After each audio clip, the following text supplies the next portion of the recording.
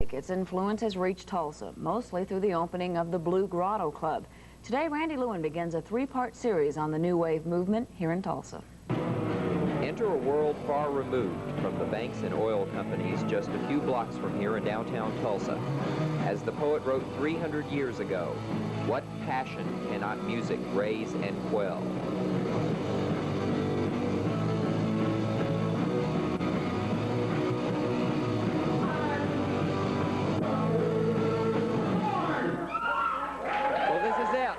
Halfway between the music centers of Los Angeles and New York, the only place of its kind in Oklahoma is the Bleu Grotto. So named for the papier-mâché stalactites hanging from the papier-mâché ceiling, the Bleu Grotto is full of the energy of new wave music tonight. Hard, fast, and loud. Visitors may be here for the beer or to exchange gossip in what has become new wave headquarters for Tulsa. Others want to dance and generally get a little crazy.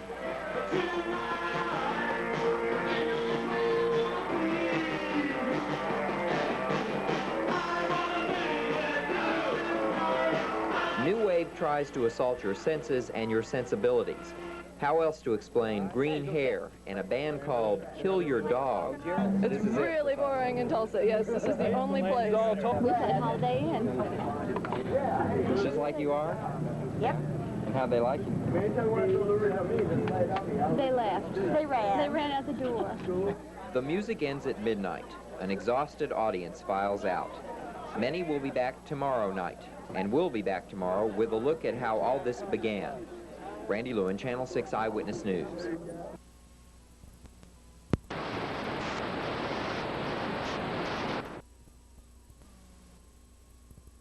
Form of music has a detailed history. Here's the second in his series of reports. Tulsa bands like the Flying Dots don't care for the label punk rock. Instead, they consider themselves part of the new wave, referring to the wave of English bands who have had a big influence in the United States in the last few years. The music's roots lie with British groups of the early 60s, like the Beatles and The Who. The Who recorded an album about it all that was turned into the movie Quadrophenia. I could sing better than that, little ape. You call that singing? Sounds like a drowned dog.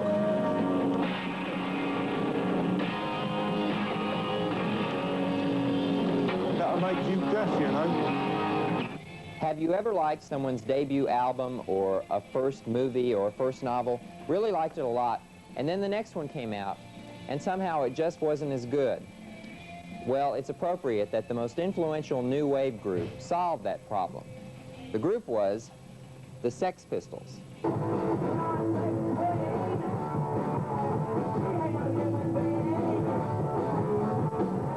And the solution was to break up instead of becoming part of the record industry.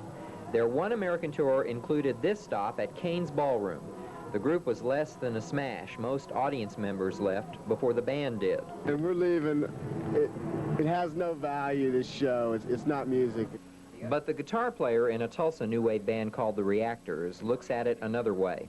The press totally hated them and rejected them, and so did the mass public, but they forged on. They didn't care what anyone thought because it was their thing, you know, and that's true integrity, you know, and they never sold out. They just broke up and it was over, you know. Tomorrow we'll go back into the Bleu Grotto and talk to some other musicians. I think you'll be surprised by what they have to say. Randy Lewin, Channel 6 Eyewitness News. And this week, reporter Randy Lewin has been examining music's latest fad. Here's his final segment. See, New Wave is like for progressive people that can deal with and accept change, that aren't still crying because the Beatles broke up. We got 1 foot in the 50s, 1 foot in the 80s, isn't that right? Yeah. It's just basically bringing back what was always there, rock and roll. That's all it is. If punk rock was a reaction to a music scene that seemed to have lost much of its energy in the late 1970s, New Wave is a more commercial refinement and at the same time a throwback to the days when every kid played guitar in the folks' garage. We look intense because we are intense. We're serious about what we do. We're musicians. We have to be serious about what we do, but I had a blast. From poking clothespins in your face to spitting on the musicians, violence has always been a part of punk.